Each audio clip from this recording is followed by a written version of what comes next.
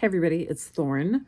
I wanted to say hello, and also I thought I would make a video about a post that I made last month where I asked folks what strategies they used in order to find other pagans before the advent of social media.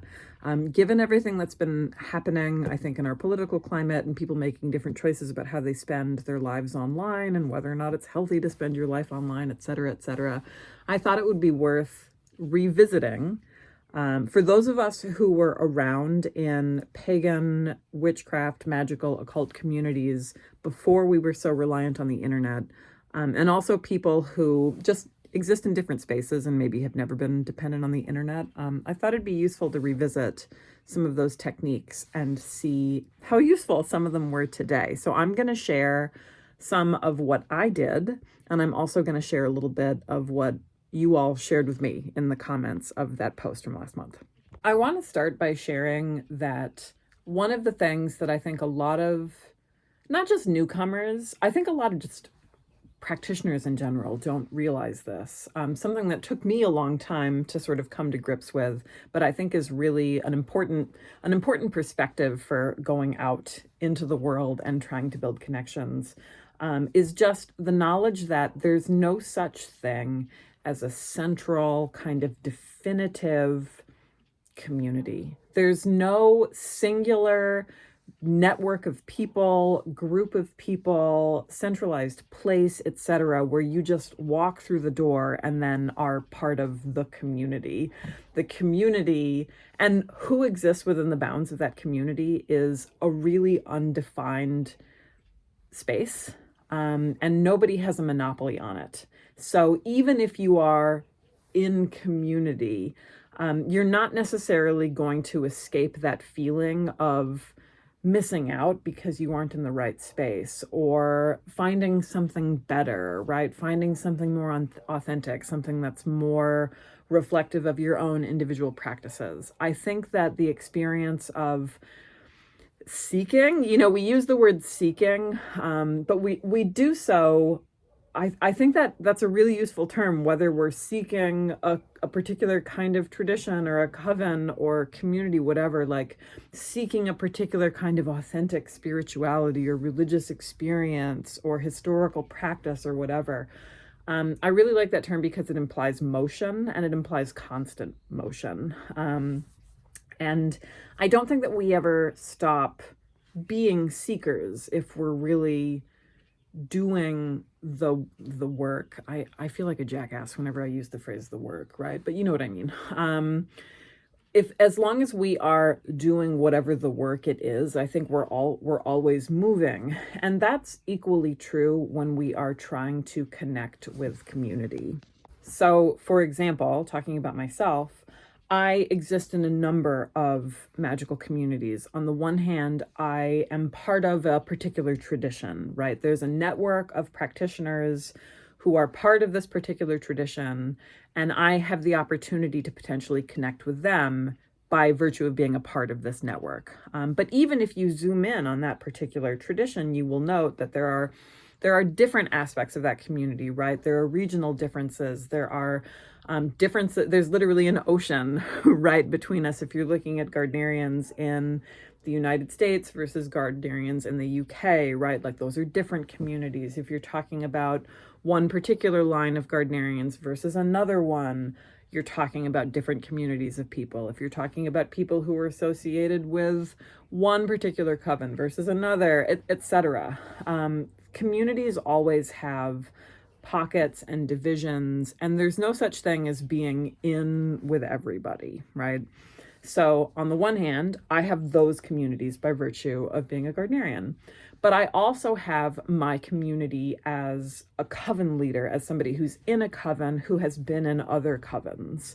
So I have the people who I circle with regularly, the people who are in my coven, but I also have the people who have been in my coven previously, in previous iterations of my coven, and now they are running their own groups. So even though I might not personally have deep relationships with everybody in their covens, they're still part of my network. We periodically see each other, hear stories about each other. The potential for relationships is there, right?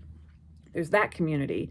Then I'm also part of an author community. When I started publishing with Llewellyn, I met a lot of other people who publish with Llewellyn, and you can't hang out with Llewellyn without meeting wiser people too, because often people write for both.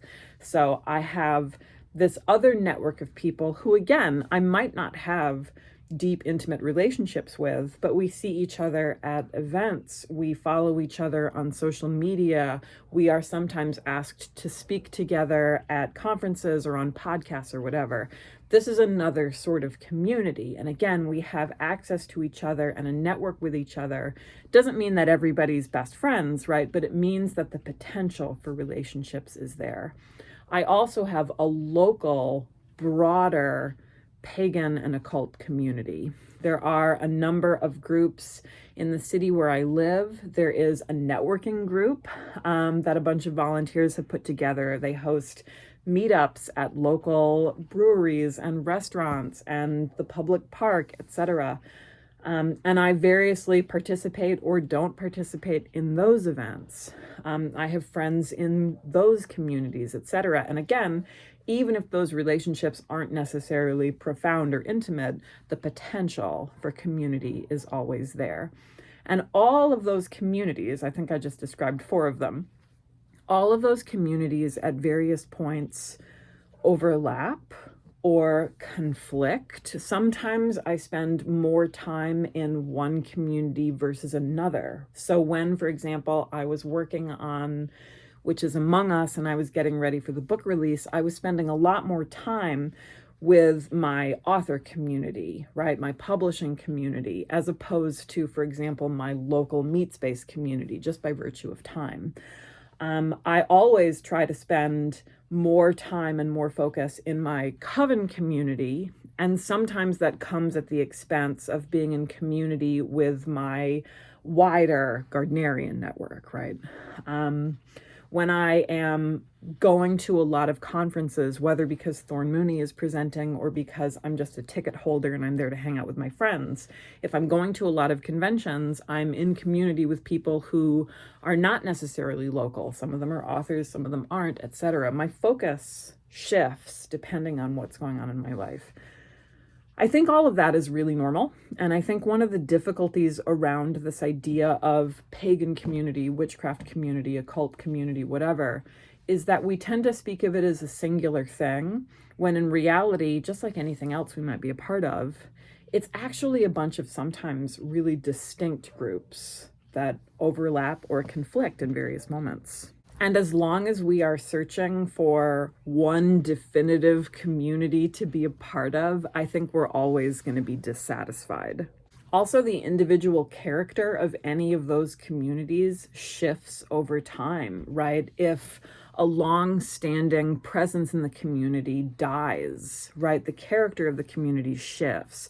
The hubs around how people organize themselves shift. If somebody leaves, if we get an influx of newcomers, right? It's always really exciting at festivals, for example, to see young adults come in, right? People grow up, they become adults, they're able to venture out into the community themselves, they come with their friends.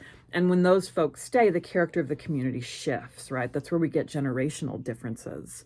When people join one group, leave another. In a coven scenario, when I think this is something that people don't often realize about covens, especially initiatory covens, when people hive and leave to go start their own groups, the character of that parent coven shifts. Every time you bring in new initiates, the character of the group changes. So from year to year to year, especially over decades, the character of any individual coven will move. You're not necessarily dealing with the same individuals. You might not even be dealing with the same leadership.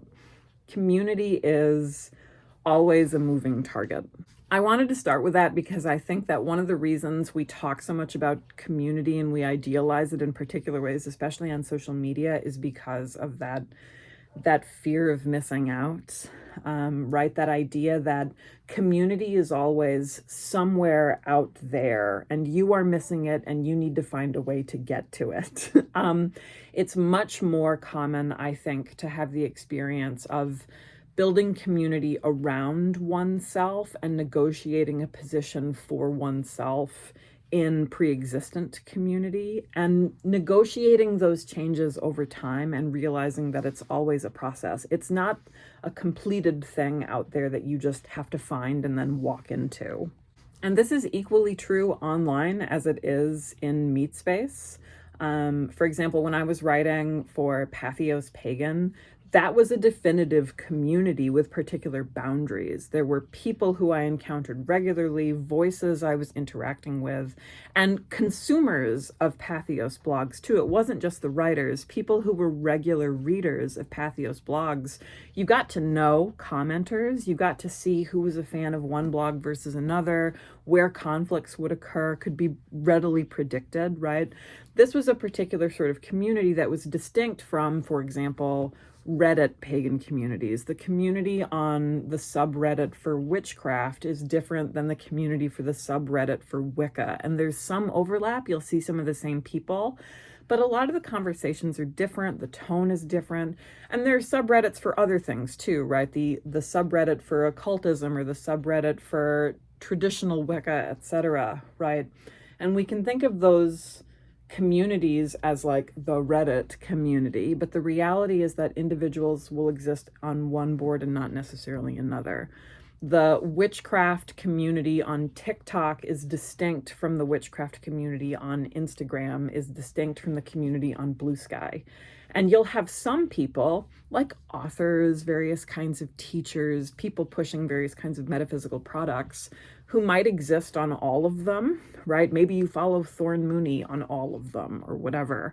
But it's more likely that you have favorites. And as you spend more time on one platform versus another, you build your own communities. You become part of distinct communities that have their own character. People have different taboos, different interests, different jargon, depending on one space versus another. In fact, my own life on magical social media, I've had the experience that when conflict arises, it's often because of a misunderstanding over the fact that these communities are different. So one thing, for example, that you'll encounter, you used to encounter, I think, it more frequently, was this idea that like, oh, witch talk, those are just crazy people out there. Those are young people doing weird stuff. Witch talk is not a good place to hang out, right?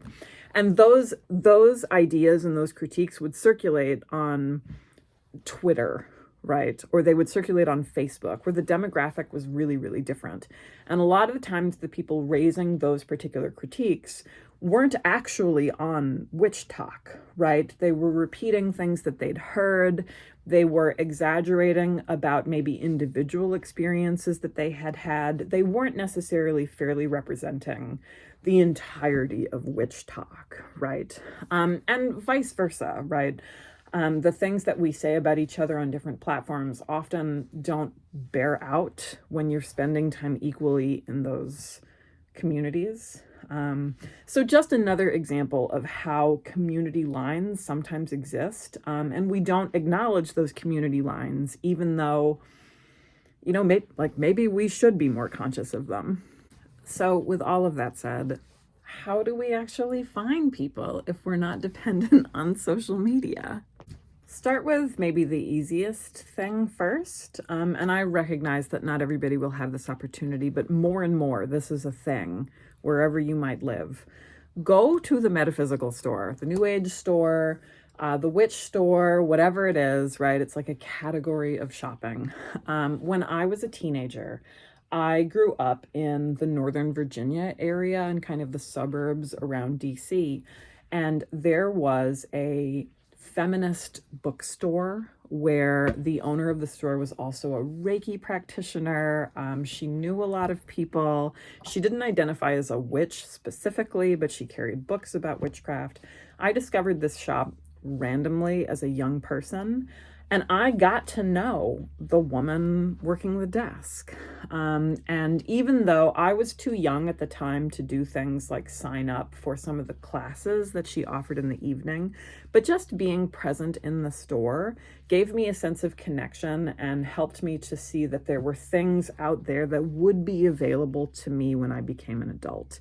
If you have a shop like that. And I think sometimes we think too narrowly. You might not have an occult and metaphysical supply store, but do you have like a hippie rock shop? Do you have a head shop? Do you have one of these shops that caters to alternative lifestyle, is what we used to call them, right? Think more broadly about retailers. Think about any store where you could potentially buy incense. That's really, if you can walk in and there's incense, there's going to be a magical connection somewhere. So that might include things like health food stores, yoga studios that have storefronts. You really want to stretch it. I think one of the reasons sometimes that we can't find community is because we are looking for a very specific sort of community that obviously correlates directly to what we ourselves are doing. Right? Like, I'm not interested in yoga or health food, so I don't venture into these businesses, but the overlap is there. So I think sometimes going into those spaces, making sure that the people at the desk know who you are. Over time, you introduce yourself, right? You make small purchases. Keep an eye out for the cork board, right? This was really important in the 90s. And I know previously too, for folks who are older than me.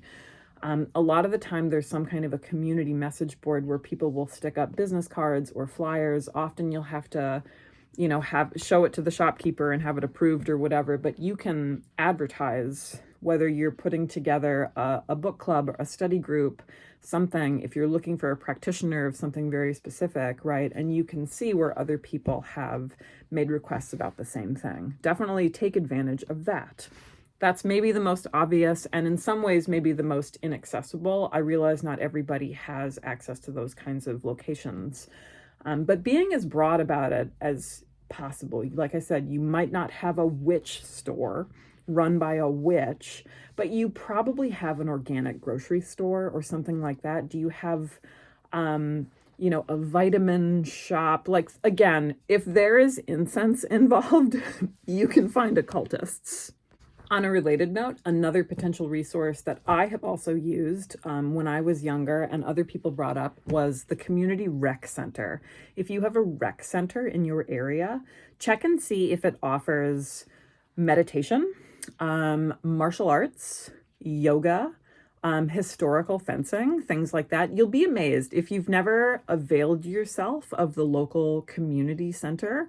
Often they will have classes and things that, again, are not directly magical or witchy or occulty, but tangentially. In the same way that looking for incense in a store will somehow lead you to witches and magicians, going to the rec center and finding people who are interested in mindfulness or healing really broadly, I guarantee you will find over time people who are also interested in more of the magical and occult things that you are. Martial arts classes are full of pagans and wizards. A third location to think about that maybe is obvious, maybe is not, is bookstores. And I mean bookstores of all types. Maybe not the Christian bookstore, okay? But if you've got a Barnes & Noble, if you've got an indie bookstore, whatever, go to all of them, see if they have metaphysical sections. One thing that I did in college that actually was startlingly fruitful was I would go to the New Age section of the Barnes & Noble in my college town. There wasn't a metaphysical bookshop, but there was a Barnes & Noble. Would go to the New Age section, and I made little paper flyers for a book club that I wanted to put together that I would host on Saturdays at that bookstore. And that way, anybody who picked up the Scott Cunningham book or the book of incense, oils, and brews or whatever would also get, a little quarter piece of paper with my email address and the meeting location of the bookstore. And then I would be at the bookstore sitting in the cafe, right, for the book club that hopefully would happen. And you know what? I did that for months, and I made a couple of friends that way. It took a long time. I never really had a particularly fruitful book club, but I found little pockets of community in this town where I might not have otherwise. One thing that lots of people commented about on both YouTube and on Blue Sky, and something that I also availed myself of, was the local Renaissance Festival. If you live in an area that has an annual Ren Fair, or like, I imagine you could expand this to be like, you know, the Viking Games Festival, or what did we have? Yeah, I think it was just like a Viking Games Festival. I was like, in Charlotte, we had something called the Loch Norman Games, right, for Lake Norman. Go to stuff like that, even maybe like a medieval times or whatever, because again, like sometimes the Venn diagram between like history, Ren Fair, SCA nerds, and occultists, magician, witches, pagans is actually a little bit more of a circle. So that's just another case where like your annual Ren Fair is an opportunity to do shopping for things that you might not be able to get regularly during the year, but it's also an opportunity to meet people just because you're surrounded. Another thing that people raised, and I've had experiences in these sorts of places too, are queer bars and goth clubs. Any place where, again, this is kind of an offensive term, right? But it's the term we used in the 90s. This idea of like alternative lifestyle, which could mean queer folks, it could mean goths, it could mean people into like industrial music, it could mean like metalhead, right? Like if there is a location near you, like here in Raleigh, we have Chapel of Bones, which is like a metal themed coffee shop. It's like a metal venue at night and then a coffee shop by day, right? It's super cute. I'm sure cute is what they were going for. It's cute. But find those places in your community. In Durham, here close to where I live, there's a queer bar called Arcana, which is where a lot of the meetups for local pagan groups happen. It's where the pagan networking group meets. It's just an amazing venue anyway to hang out at. But when you are amongst people who overlap with you, even if it's not a direct overlap, the opportunity to meet people just expands infinitely.